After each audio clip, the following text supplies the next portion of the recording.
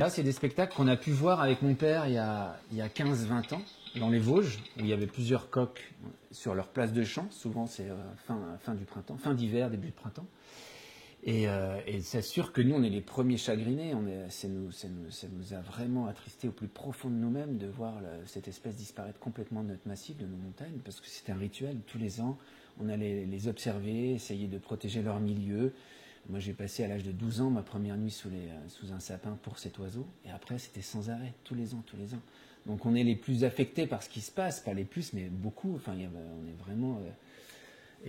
on devrait être les premiers à souhaiter une réintroduction, mais quand on connaît un peu l'espèce, on sait très bien que pourquoi est-ce qu'il a disparu. Les conditions climatiques ne sont plus là. Zone de quiétude non plus. Il y a vraiment une surfréquentation également. Donc dès qu'on revient de Norvège, on se rend compte avec les vastes étendues et des hivers encore rigoureux que là-bas il a toute sa place. Donc aller les chercher là-haut pour les ramener chez nous où ils n'ont plus les conditions, c'est quand même c'est éthiquement un petit peu contestable. Et ce qui me surprend un peu dans ce projet, c'est que les scientifiques ont donné un avis défavorable pour toutes ces raisons, ce qui paraît tout à fait pertinent. L'opinion publique aussi, une enquête publique à plus de 80%.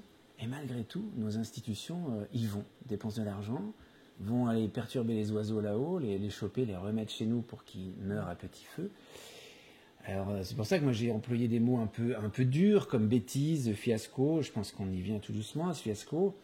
Et qu'à mon avis, l'urgence, elle n'est pas là, quoi. Elle n'est pas de s'acharner à vouloir essayer de faire des Vosges comme un espèce de zoo géant. C'est une espèce, il y a des modifications. Il y en a des espèces du sud qui arrivent.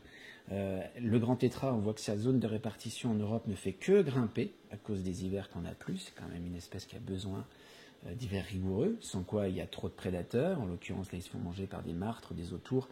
Et c'est une densité de prédateurs qu'il n'y a pas en Norvège, parce que les hivers sont rigoureux.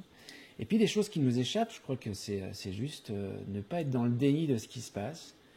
Et là, maintenant, s'axer sur les habitats pour accueillir une diversité d'autres espèces qui arrivent.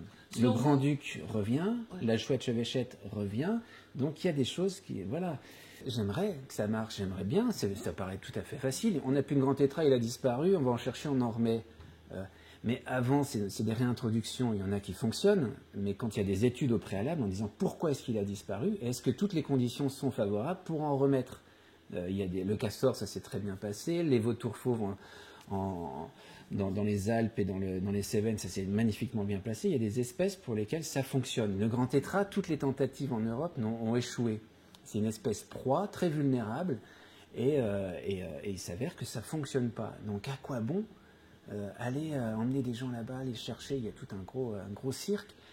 Et je trouve ça un peu violent, moi, quand je les vois dans leur milieu là-bas, j'ai qu'une envie, c'est de les laisser tranquilles, quoi. On les sort de leur milieu pour les remettre dans un endroit où les conditions sont plus bonnes pour eux.